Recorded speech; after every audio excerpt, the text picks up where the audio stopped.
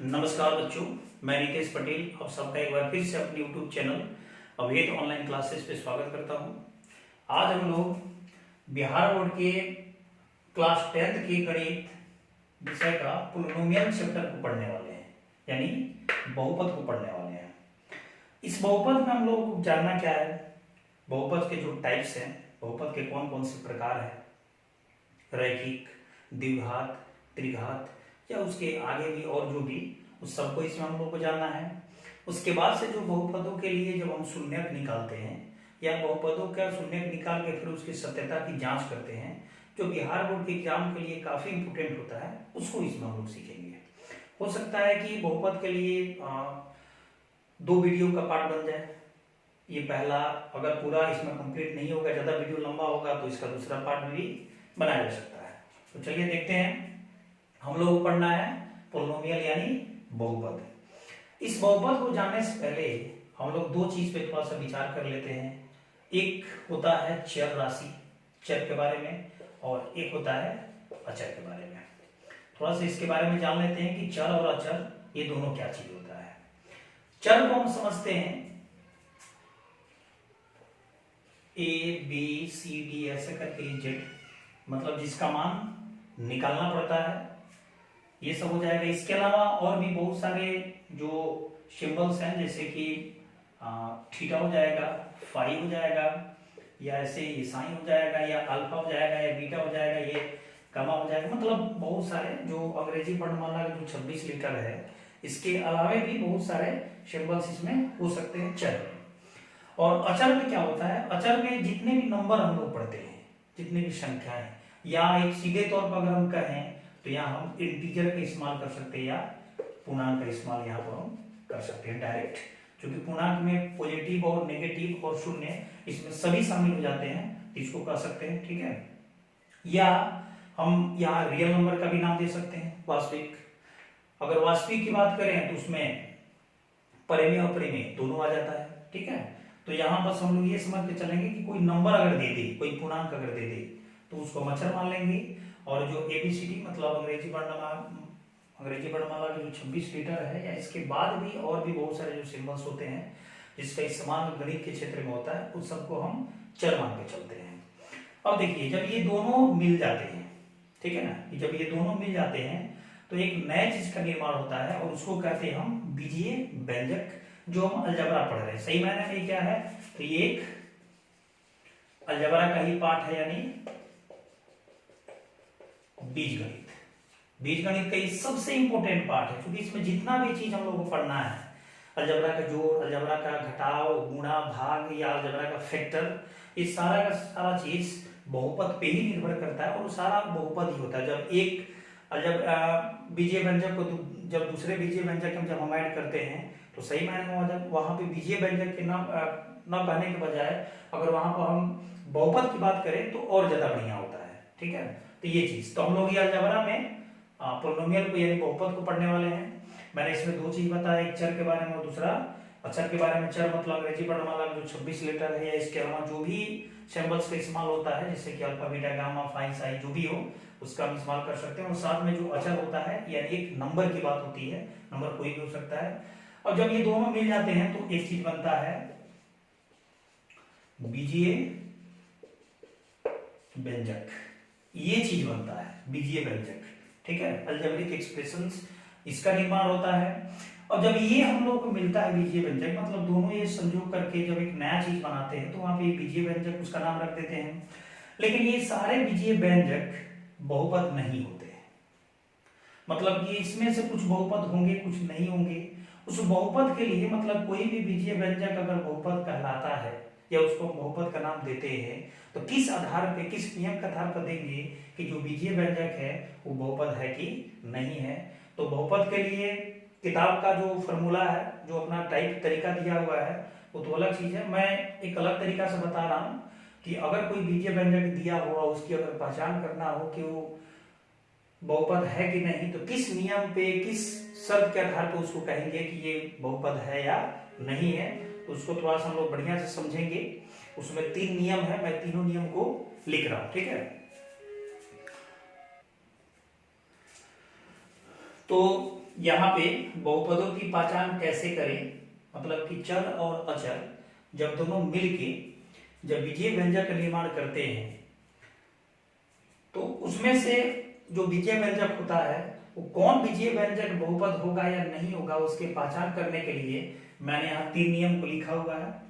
इस 3 नियम को क्या करेंगे, अच्छी तरीके से समझने का प्रयास करेंगे और इन तीनों नियम के लिए मैंने यहाँ कुछ एग्जाम्पल भी ले लिया है, उसको देखेंगे। ठीक है, अब यहाँ लिखा हुआ है कि बहुपदों की पहचान कैसे करें।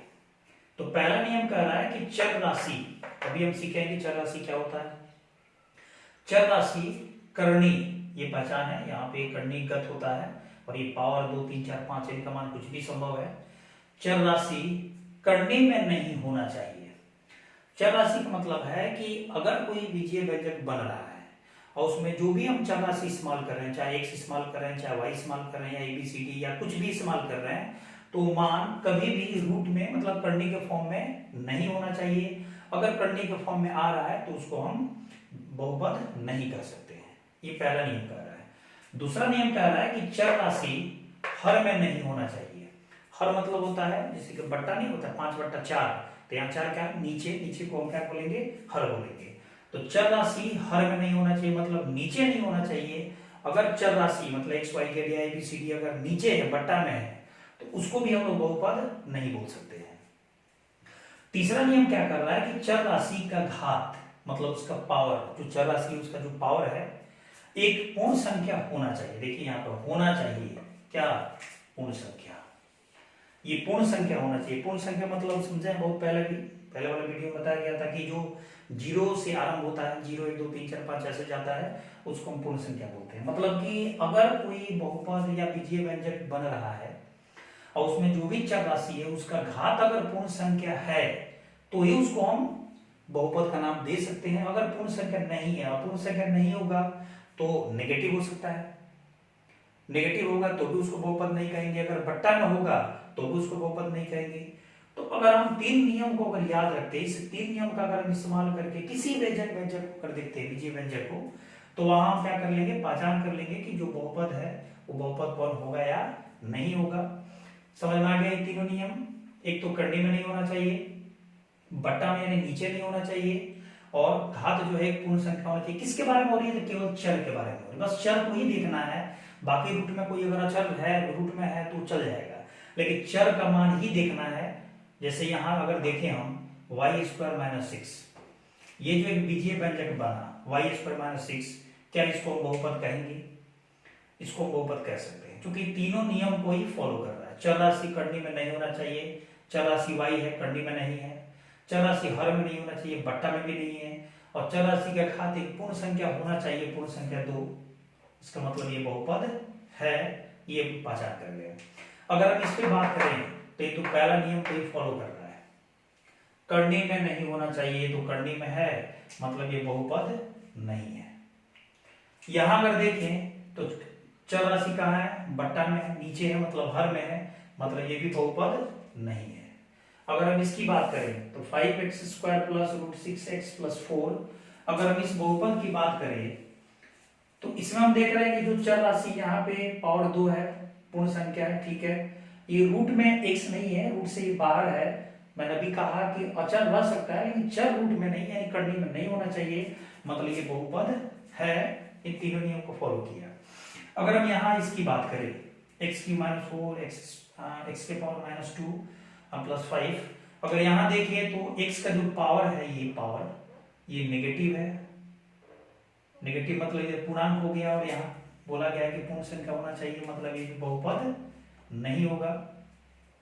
और हम यहाँ अगर इस बहुपद पे विचार करें, इस बीजीय व्यंजक पे विचार करें, 4x³ - 3x के पावर 2/3 + 10x + 3, यहाँ अगर देखा जाए तो ये पूर्ण संख्या नहीं है, ये तो बट्टा में आ गया, परिमेय संख्या हो गया, मतलब ये भी बहुपद नहीं है। तो इस तरह से हम क्या कर सकते हैं, अगर ये तीनों नियम को अगर हम याद रखते हैं तो इस 3 नियम के द्वारा बहुपद की कैसे पहचान होती है। अगर कोई बीजीय व्यंजक दिया गया हो और उस बीजीय व्यंजक को अगर बताना हो कि इसमें कौन बहुपद होगा या नहीं होगा, तो हम आराम से क्या कर सकते हैं, बता सकते हैं। बस ये 3 नियम को हम लोग याद करके चलना है, ठीक है।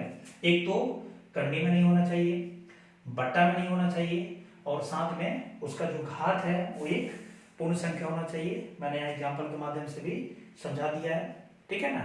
तो ये सब समझ में आ गया।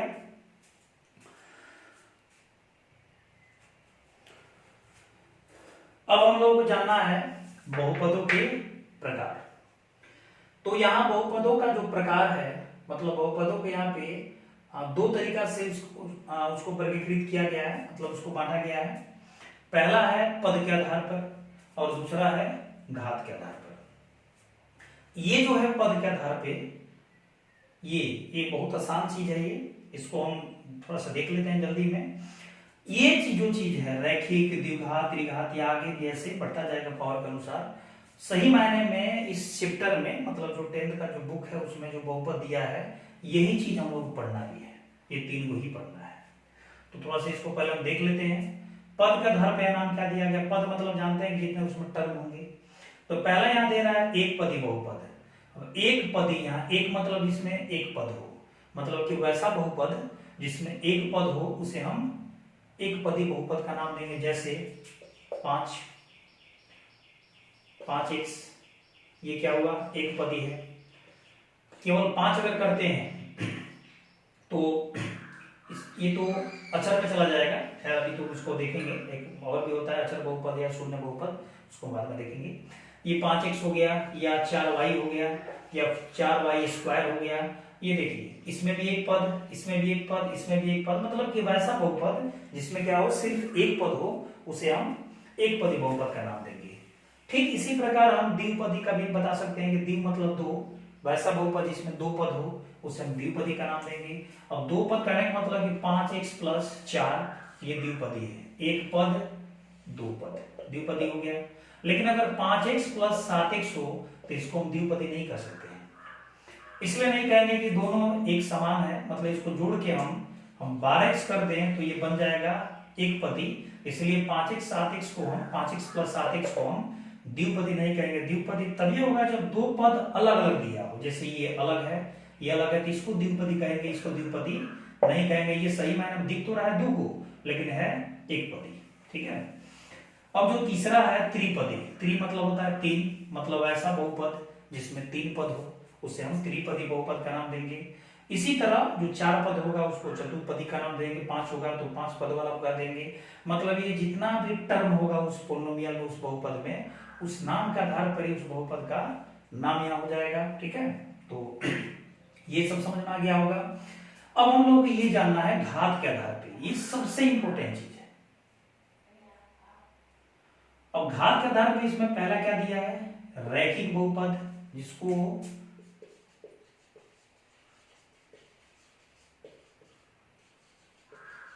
लीनियर पोलिनोमियल, ठीक है। ये हो जाएगा क्वाड्रेटिक पोलिनोमियल और ये हो जाएगा क्यूबिक पोलिनोमियल, ये इसका नाम होता है। सबसे पहले हम लोग देखते हैं कि रैखिक बहुपद क्या है और इसका जो फॉर्म है, इसका जो रूप है कैसा दिखता है। द्विघात बहुपद क्या है, ये कैसा दिखता है, इसको हम जान लेते हैं। हम इसे मिटा रहे हैं। बस हम लोग का 3 चीज ही ये मेन जानना है जो घात के आधार पर है, रैखिक, द्विघात और त्रिघात, ठीक है।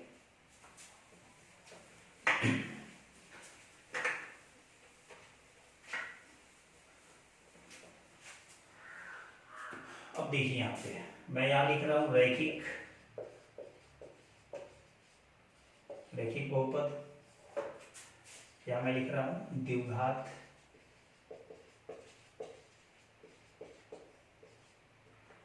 बहुपद, और यहां त्रिघात बहुपद।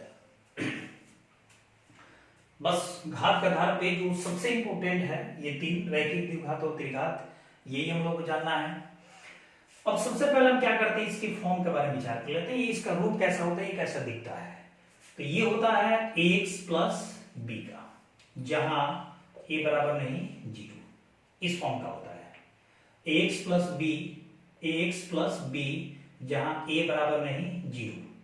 a बराबर नहीं 0 करने का मतलब है कि अगर a का मान 0 हो जाए, मतलब ये अगर 0 हो जाए तो ये पद क्या होगा, खत्म हो जाएगा, मतलब केवल b बचेगा। और यहाँ b और a ये एक पूर्णांक होता है। a और b एक पूर्णांक है, चाहे वो पॉजिटिव हो या नेगेटिव हो, एक संख्या होगा। अगर ये पद शून्य हो जाए तो केवल b बचेगा, b एक अचर हो जाएगा, यानी यहाँ पे रैखिक के बजाय अचर बहुपद बन जाएगा। कब? जब a बराबर होगा 0 के तब। इसीलिए यहाँ पे a बराबर नहीं 0 कर दिया है। अगर हम द्विघात में बात करें तो द्विघात का हो जाएगा a x square plus b x plus c, और यहाँ पे a बराबर नहीं 0। अब यहाँ देखिए a x square plus b x plus c, यहाँ a b c ये तीनों पूर्णांक है, कोई नंबर है, और यहाँ किया गया है a बराबर नहीं 0। a बराबर नहीं 0 इसलिए किया गया है अगर a का मान शून्य हो जाए, अगर ये शून्य होगा तो ये पद शून्य हो जाएगा, 0 खत्म हो जाएगा, तो बचेगा केवल ये bx प्लस सी, और bx प्लस सी जो फॉर्म होगा ये बन जाएगा रैखिक का। यानी द्विघात में अगर a का मान शून्य हो जाए द्विघात बहुपद में, तो द्विघात बहुपद चेंज हो जाता है किसमें? रैखिक बहुपद में। तो ये द्विघात कर रहा। अगर हम त्रिघात में चले तो a x cube plus b x square plus c x plus d, यहां भी a बराबर नहीं 0। अब तो आप लोग समझ सकते हैं कि यहां अगर 0 a बराबर अगर 0 होगा तो ये पद शून्य हो जाएगा। जब ये टर्म शून्य होगा तो बचेगा B x square plus c x plus D, जो रूप हो जाएगा द्विघात का। इस तरह से होता है, ठीक है। मतलब इसमें दो अचर मिला, पूर्णांक मिला a और b, a b c इसमें 3, a b c d इसमें 4 मिला, लेकिन प्रत्येक में एक टर्म केवल अचर है, जैसे b c और इसमें d। तो ये तो हम लोग का रहा, इसका जो रूप होता है, फॉर्म होता है, कैसा दिखता है, ये फॉर्म होता है, ठीक है। अब अगर हम डिफिनेशन की बात करें, परिभाषा की बात करें, तो परिभाषा हम इसके आधार पे दे सकते हैं। जैसे रैखिक बहुपद का फॉर्म है, कोई अगर पूछे कि रैखिक बहुपद का रूप क्या होता है या उसका फॉर्म कैसा दिखता है, तो हम बताएंगे एक्स प्लस बी, जहां a बराबर नहीं 0 और a और b कोई पूर्णांक हो। लेकिन अगर इसका डिफिनेशन की बात की जाए तो सीधे कहेंगे कि वैसा बहुपद जिसमें उपस्थित चर का अधिकतम घात 1 हो। अधिकतम का मतलब कि मैक्सिमम 1 से ज्यादा नहीं, अधिकतम घात 1 हो। या अधिकतम घात क्या ऐसे कर सकते हैं कि वैसा बहुपद जिसमें जो चर राशि है उसका घात अगर 1 हो उसे हम रैखिक बहुपद कहते हैं। इसमें चर राशि कौन है? x है, और यहाँ क्या है? 1 है। 1 दिखाने क्या है? छिपा हुआ है, तो इसको हम रैखिक कहते हैं। ठीक, इसके आधार पर हम द्विघात के बोल सकते हैं कि वैसा बहुपद जिसमें उपस्थित चर का अधिकतम घात 2 हो। यहाँ पर 1 भी है, यहाँ 2 है, तो हम 2 से मतलब रखेंगे। द्वि मतलब 2, घात मतलब पावर, मतलब 2 घात वाला बहुपद। त्रि मतलब 3, तो यहाँ मैक्सिमम यहाँ एक्स क्यूब है, एक्स स्क्वायर है, यहाँ x है, 1 2 3, लेकिन मैक्सिमम 3 है, तो घात जिसका अधिकतम 3 होगा उसको हम त्रिघात का नाम देंगे। वैसे ही अगर 4 घात वाला बनेगा तो 4 घाती बहुपद हो जाएगा, 5 वाला बनेगा तो 5 घाती, ऐसे हम बोल सकते हैं, ठीक है। तो ये तो इसका फॉर्म रहा। अगर हम इसके अगर ग्राफ की बात करें, ग्राफ मतलब कि अगर रैखिक बहुपद का अगर ग्राफ खींचा जाए तो ग्राफ कैसा प्राप्त होगा? तो इसका ग्राफ होता है सरल रेखा, मतलब एक स्ट्रेट लाइन, एक सीधी रेखा मिल जाती है। इसका होता है परवलय, मतलब वक्र कह सकते हैं, ठीक है। और ये भी परवलय जैसा ही होता है, यानी यहाँ पे हम वक्र का भी नाम से दे सकते हैं, मतलब जो टेढ़ी मेढ़ी रेखा नहीं होती है कुछ इस तरह से हो जाएगा ये परवलय। अगर ग्राफ खींचे तब मतलब ये ऐसे सीधी लाइन ऐसे, और इसका ऐसे हो सकता है, ये इसका ऐसे हो सकता है, मतलब ऐसे ही ग्राफ बनेगा इसका। अगर हम शून्यकों की बात करें, ठीक है, अगर हम शून्यकों की बात करें, अब देखिए यहाँ पर शून्य कहने का मतलब शून्यक और मूल, ठीक है, मूल भी होता है। और जब इसका इक्वेशन के माध्यम से, मतलब इसको अगर इक्वेशन बना के अगर सॉल्व करते हैं तो वहां पे इसका x का चाहे y का या जिस फॉर्म में बहुपद रहता है उसका हम मान निकालते हैं, तो वहां उसका हल भी हो जाता है, x y का मान भी हो जाता है। तो कभी कभी शून्य पूछेगा, कभी कभी उसका डायरेक्ट हल की बात करेगा, ठीक है, तो ऐसे होता है, कभी उसका मूल की बात करेगा। तो हम तीनों को समझेंगे। फिलहाल में अगर रैखिक बहुपद के शून्यकों की बात की जाए, शून्यकों की संख्या, तो इसका होता है 1। बहुत इंपॉर्टेंट चीज है ये सब 10th क्लास के लिए। जब हम चैप्टर को बनाएंगे सवाल, अगर ये सब क्लियर हो जाता है, बढ़िया से समझ में आ जाता है, तो चैप्टर बनाने में कोई दिक्कत नहीं होना चाहिए। रैखिक बहुपद के शून्यकों की संख्या 1 होती है।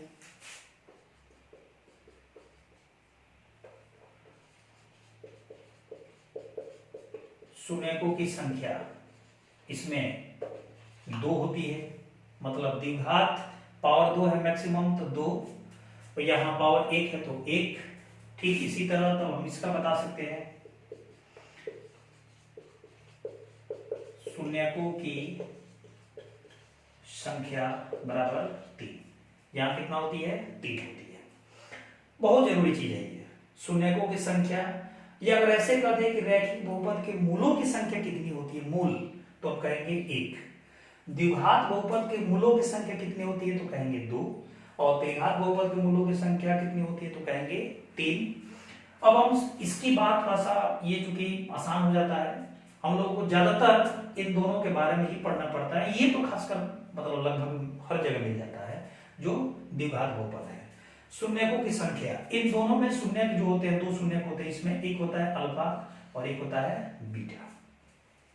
इसमें अगर हम 3 शून्य की बात करें तो इसमें एक होता है अल्फा, एक होता है बीटा और एक होता है गामा। ये 3 शून्यक होते हैं, ठीक है।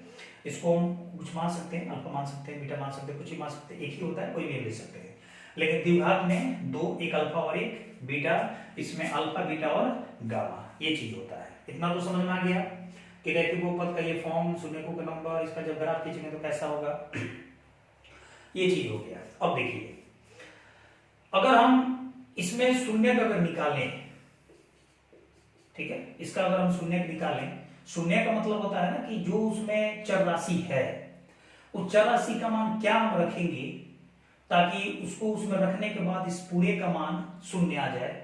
मतलब x का मान क्या होगा जो x के जगह पर रखने के बाद इस सब का रिजल्ट शून्य दे दे, तो वही मान जो हम रख रहे हैं, जो 0 बना रहा है, वो उसका शून्य होता है।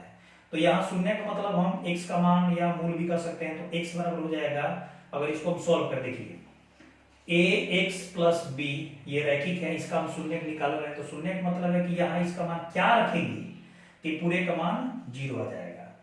तो बराबर 0 करके चल रहे हैं, तो यहाँ देख रहे हैं कि x बराबर ये तो जाएगा तो -b, और x के साथ एक गुणन है तो बट्टा a, मतलब ये जो मिला, ये क्या मिला, तो रैखिक बहुपद के मूल निकालने का या शून्य निकालने का ये एक फॉर्मूला हो गया, x बराबर -b/a। तो इस तरह से हम लोग ये कर सकते हैं। इसमें जब हम लोग देखेंगे तो इसमें अब हम लोग क्या मिलेगा कि शून्य तो निकालेंगे फैक्टर विधि से या फॉर्मूला के माध्यम से, लेकिन इसमें जो 2 शून्यक होते हैं अल्फा और बीटा, इन दोनों के बीच रिलेशन होता है alpha plus beta, alpha into beta. इसमें भी होगा alpha plus beta plus gamma, या alpha into beta into gamma, या दो का गुणनफल प्लस करके ये निकालेगा, तो इसमें 3 रिलेशन और इसमें 2 रिलेशन। ये चीज हम लोगों को पढ़ना है, ठीक है। ये सारा चीज समझ में आ गया, ये फॉर्म हो गया, ये ग्राफ कैसा होगा, शून्यकों का नंबर, ठीक है।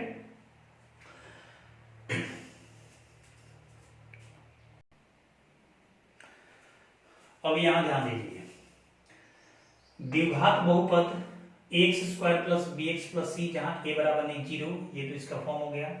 मैंने अभी पीछे बताया कि इसके 2 मूल होते हैं, 2 शून्यक होते हैं, और उन दोनों के बीच कुछ रिलेशन होता है जो फॉर्मूला के माध्यम से हम लोग समझेंगे। जैसे मूलों का योग यानी अल्फा प्लस बीटा, उसमें माना गया था कि एक मूल अल्फा और दूसरा बीटा, ठीक है, ये माना गया है, कुछ भी ले सकते हैं लेकिन अल्फा बीटा ही माना गया है। तो यहाँ अल्फा प्लस बीटा का मान जो देता है, यानी मूलों का जो योग का मान देता है, वो देता है -b/a।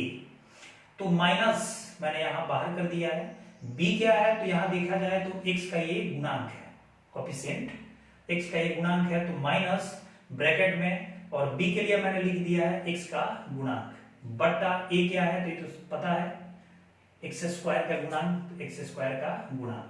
ये जो चीज है, ये पद जो है, ये क्या करेगा, कुछ सवाल दिया है किताब में, और उसको करेगा कि अगर कोई द्विघात बहुपद पूछ देगा कि द्विघात बहुपद का शून्य ज्ञात करे और शून्यकों की सत्यता की जांच करे कि जो शून्य हमारा निकला वो सही है कि गलत है, तो जांच करने के लिए हम कुछ इस तरह से इसको अप्लाई करेंगे। अगर हम गुणनफल की बात करें, दोनों में गुणनफल, मूलों का गुणनफल, यानी यहाँ पे अगर हम ये कर दे अल्फा इंटू बीटा,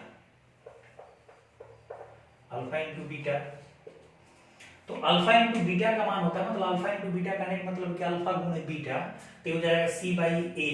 तो c क्या है, तो यहाँ देख रहे हैं कि c तो अचर है, तो अचर पद, बट्टा a क्या है, तो a x² का गुणांक। तो ये दो फॉर्मूले हम लोग को याद रखना है किसमें, द्विघात बहुपद में, जब हम मूल की बात करेंगे तब।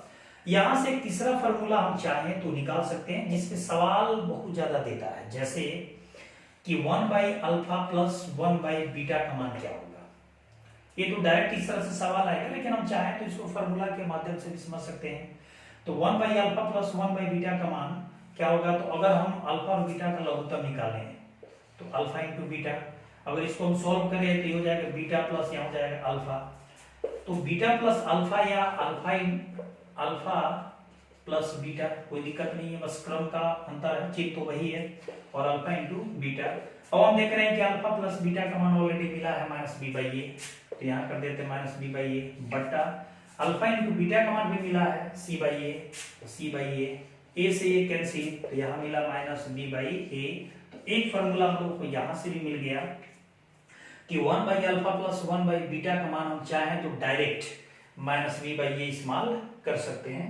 ठीक है, सॉरी यहाँ a तो कट गया, यहाँ c है, -b/c कर सकते हैं, ये निकल जाएगा।